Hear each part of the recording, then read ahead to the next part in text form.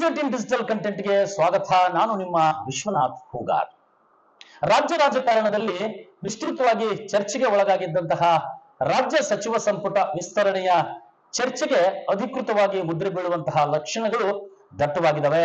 ಈ ಬಗ್ಗೆ ಸ್ವತಃ ಮುಖ್ಯಮಂತ್ರಿ ಸಿದ್ದರಾಮಯ್ಯ ಅವರ ಪುತ್ರ ವಿಧಾನ ಪರಿಷತ್ ಸದಸ್ಯರು ಆಗಿರುವಂತಹ ಡಾಕ್ಟರ್ ಯತೀಂದ್ರ ಸಿದ್ದರಾಮಯ್ಯ ಅವರು ರಾಯಚೂರು ಜಿಲ್ಲೆಯ ಸಿಂಧನೂರು ಪಟ್ಟಣದಲ್ಲಿ ಖಾಸಗಿ ಕಾರ್ಯಕ್ರಮವೊಂದಕ್ಕೆ ಆಗಮಿಸಿದಂತಹ ವೇಳೆ ಇವತ್ತು ಶಾಸಕರ ಮನೆಯಲ್ಲಿ ಹೇಳಿರ್ತಕ್ಕಂತಹ ಹೇಳಿಕೆಗಳೇನಿದ್ದಾವೆ ಈ ಹೇಳಿಕೆಗಳು ಸಾಕಷ್ಟು ಮಹತ್ವವನ್ನ ಪಡೆದುಕೊಂಡಿದ್ದಾವೆ. ಹಾಗಾದ್ರೆ ಏನ್ ಹೇಳಿದ್ರು ಯತೀಂದ್ರ ಸಿದ್ದರಾಮಯ್ಯ ಅವರು? ಈಗಾಗಲೇ ಸಚಿವ ಸಂಪುಟ ವಿಸ್ತರಣೆಗೆ ಈಗಾಗಲೇ ಹೈಕಮಾಂಡ್ ಸಹಮತ ವ್ಯಕ್ತಪಡಿಸಿದೆ. ಹೀಗಾಗಿ ರಾಜ್ಯದಲ್ಲಿ ಹಲವು ಶಾಸಕರು ಸಚಿವರಾಗಬೇಕು ಎನ್ನುವಂತಹ ಮಹತ್ವಾಕಾಂಕ್ಷೆಯನ್ನ ಇಟ್ಕೊಂಡೇನು ಓಡಾಡ್ತಾ ಇದ್ದಾರೆ. ಆ ಒಂದು ವಿಚಾರಗಳಿಗೆ ಈಗ ಒಂದು ಪುಷ್ಟಿ ಸಿಕ್ಕಿದೆ ಅಂತಾನೆ ಹೇಳ್ಬಹುದು.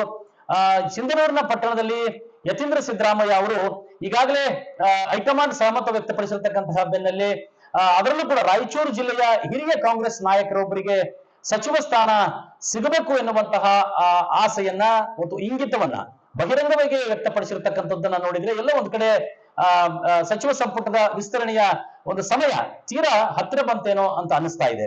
ಅದರಲ್ಲೂ ಕೂಡ ಡಾಕ್ಟರ್ ಯತೀಂದ್ರ ಸಿದ್ದರಾಮಯ್ಯ ಅವರು ಬಹಿರಂಗವಾಗಿಯೇ ಕಾಂಗ್ರೆಸ್ನ ಹಿರಿಯ ನಾಯಕ ರಾಯಚೂರು ಜಿಲ್ಲೆಯ ಸಿಂಧನೂರಿನ ಶಾಸಕರಾಗಿರ್ತಕ್ಕಂತಹ ಹಂಪನಗೌಡ ಬಾದರ್ಲಿ ಅವರು ಸಚಿವರಾಗ್ತಾರೆ ಎನ್ನುವಂತಹ ಒಂದು ಆಸೆಯನ್ನ ಮತ್ತೆ ಆಗಬೇಕು ಎನ್ನುವಂತಹ ತಮ್ಮ ರಾಜಕೀಯದ ಮನದ ಇಂಗಿತವನ್ನು ಕೂಡ ಅವರು ವ್ಯಕ್ತಪಡಿಸಿದ್ದಾರೆ.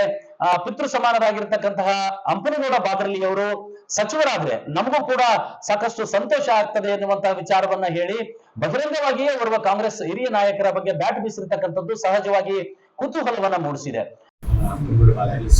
ಮಂತ್ರಿ ಆಗ್ತಾರೆ ಅಂತ ಹೇಳಿ ಬಾದರ್ಲಿ ಸರ್ ಅವರು ಯಾವಾಗಲೂ ತಂದೆಯವ್ರ ಜೊತೆ ಬಹಳ ಆತ್ಮೀಯರಾಗಿದ್ದಂಥವ್ರು ಮತ್ತೆ ಅವರಿಗೆ ಯಾವಾಗಲೂ ಕೂಡ ಬೆಂಬಲ ಕೊಟ್ಕೊಂಡು ಬಂದಂಥವ್ರು. ಸೊ ಹಾಗಾಗಿ ಹಂಪನಗೌಡ ಬಾದರ್ಲಿ ಅವರು ಏನಾದರೂ ಮಂತ್ರಿ ಆದರೆ ಬಹಳ ಸಂತೋಷ ಆಗುತ್ತೆ. ಅವರು ನನಗೂ ತಂದೆ ಸಂಬಂಧಿಸಿದ್ದಾರೆ. ಸೊ ಯಾವಾಗಲೂ ಕೂಡ ಒಳ್ಳೆ ಮಾರ್ಗದರ್ಶನ ಇರ್ತಾರೆ. ಮತ್ತವ್ರು ಮಂತ್ರಿ ಆದ್ರೆ ರಾಜ್ಯಕ್ಕೂ ಒಳ್ಳೇದಾಗುತ್ತೆ, ನನಗೂ ಕೂಡ ಬೇಕು.